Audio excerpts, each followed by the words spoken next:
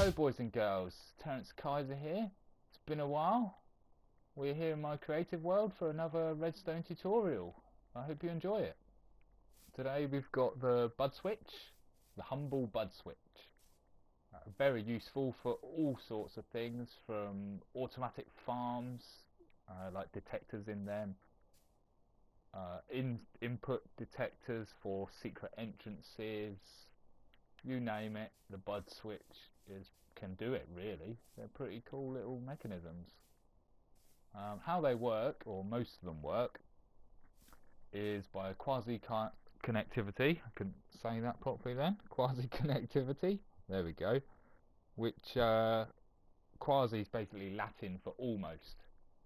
So that is pretty much accurate, because almost connected is exactly what it is. So if we put power into this top block here, it shouldn't actually reach this piston, but when we update the piston, it fires, because it thinks, for some strange reason, it is actually a bug, so that will be why.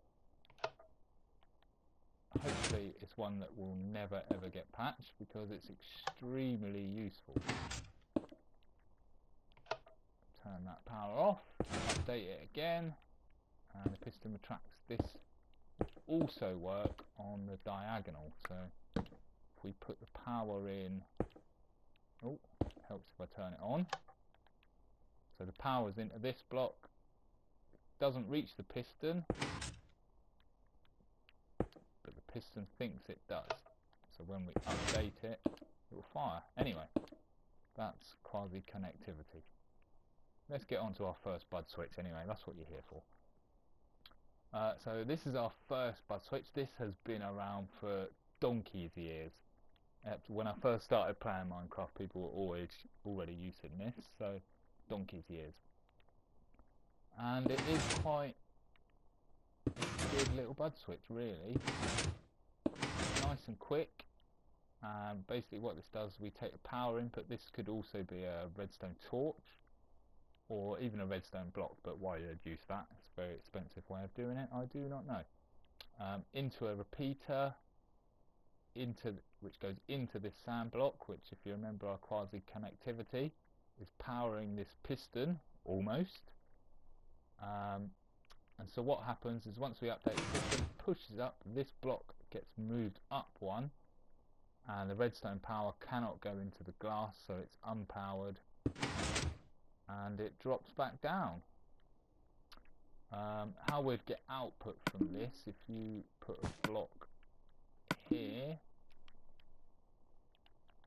we take that, that's constantly on, so we'd need to turn this off. There we go. Well, unless you want your power to go backwards, of course.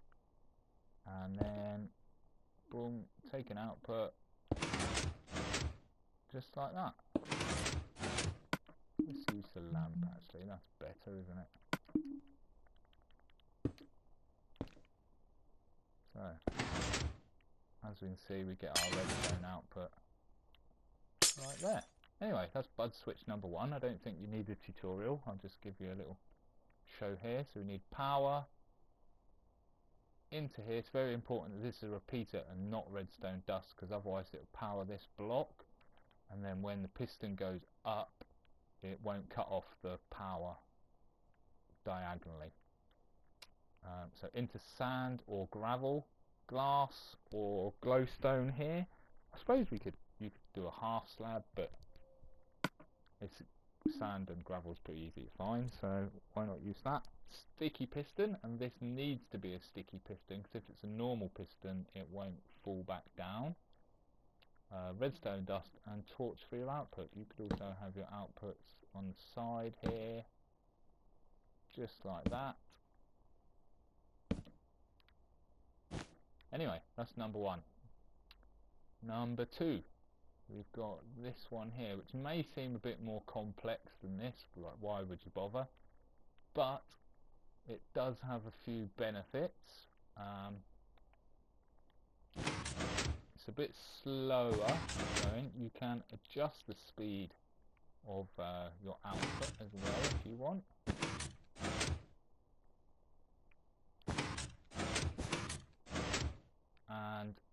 this one can be used quite well in melon farms or the like. So if you've got a block here, so this will be taking output from this block going on top of this torch to power this piston. And say a melon, we've got the stalk here, it's just laid a little melon here, which will activate this piston, break your melon, and it's all ready to go again. Right, so another benefit of this one is we can, if we destroy this and reverse it, so we've got the repeater here and redstone here, this will make a T-bud. So it'll give you a constant output signal, so I'll put this here to show, rather than a pulse. And that will give us a constant output, and then when we take it away, it takes the power away.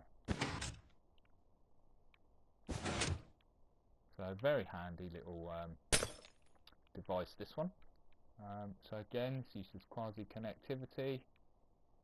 So I'll just walk through what we need to build it. We need a sticky piston, we need a solid block, a redstone torch, which will power this redstone dust, which will power this block into a torch, which will turn it off, and into redstone dust, and then a repeater into the block.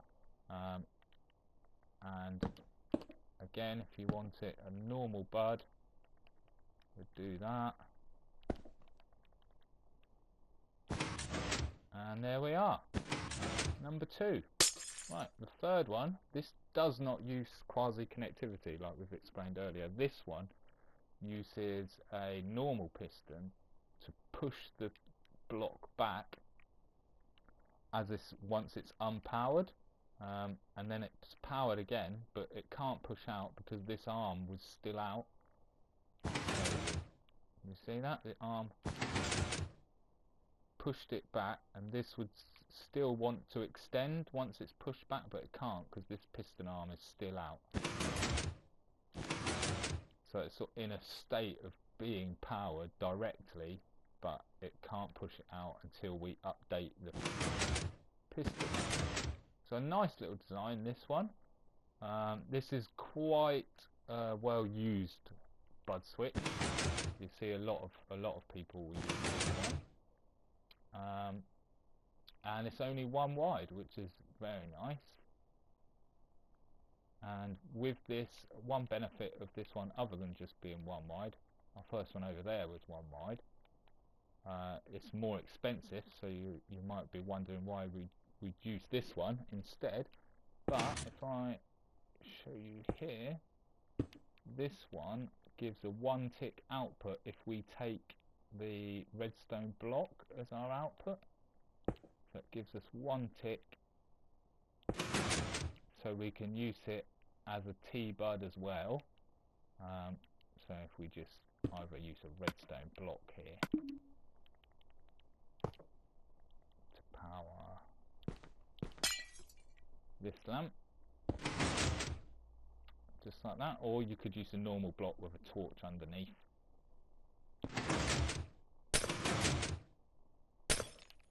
But if you don't want it as a T-bud, you could take your power output from this torch here.